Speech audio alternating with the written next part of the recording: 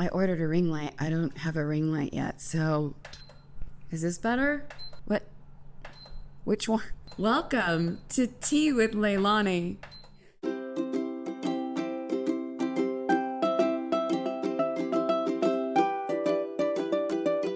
don't know what I'm gonna have for tea this morning, so let me go find it. Hold on. What should I have? Ooh, matcha. Okay, but that'll be a process. Sounds delicious. We'll do this. Back to Sullivan Street. Strawberry Fields. Hold on, let me get one of my new mic stands going.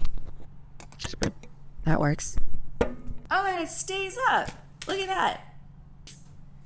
Oh, hey, turn that on. Oh my gosh, look at that.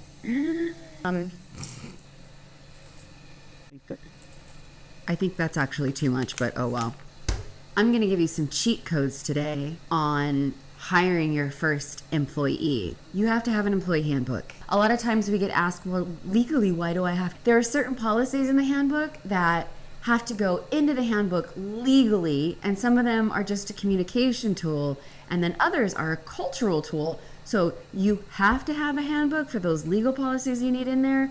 But also, you should have a handbook as a communication tool and a one-stop shop for everyone to go to for how it is to be an employee in your organization and like who you are, your culture and your mission and your vision and your values. All of it should go into the handbook. That is a long-winded way of me saying you need a handbook, and there are several ways to get one if you're hiring your first employee or if you've had them for years and you still don't have one. Let's start at the top. You can get an attorney to do it. Sorry, all my attorney friends, but you know it's true. And I know a bunch of you don't even like to do them. So at the top, starting with an attorney written handbook, we'll call it $5,000 and up. I've heard them over $10,000, but legally you get what you pay for. So let's just put that out there. And some attorneys are amazing at writing handbooks. Then the notch down, I would say, is an HR consultant or an HR consulting firm. So you get a little bit of both worlds. They're going to have some type of tool, hopefully, that has been legally reviewed, and then they use it and put their magic touch on it. Doesn't cost that much. We'll call it anywhere from, let's say, $1,500 to $2,000 to around $5,000. Now, the more complex the handbook and the more states that you're in, you're going to have, it's going to cost more, so just fluctuate on that with me. But the cheat code I'm going to give you is if you don't have those types of funds, or you love to do things yourself, two places you can go to get a handbook. One, if you're in the state of California and have California-based employees only based in California, CalChamber. CalChamber has a great tool.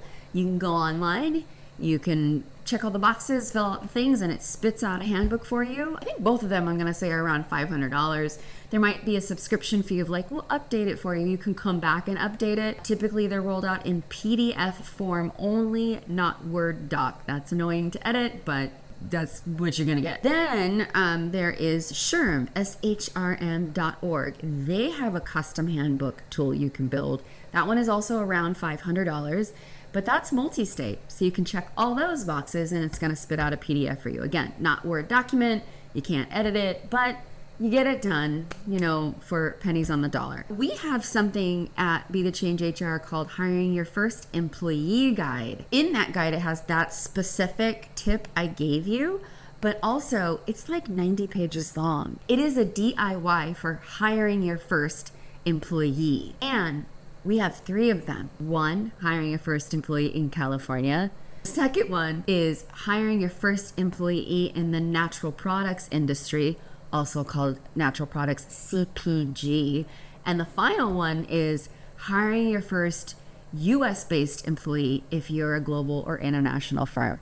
All right, I'm gonna give you some more tips and tricks about this later on, but I hope that was helpful and I hope you found it easier to get your handbook done. I mean, the easiest way is to have a consultant do for you and don't DIY, and then you can like edit it and you can have this sort of living, breathing document, but that's just my personal opinion. You shouldn't have a DIY, you should have a human being making it for you. I'll see you next week.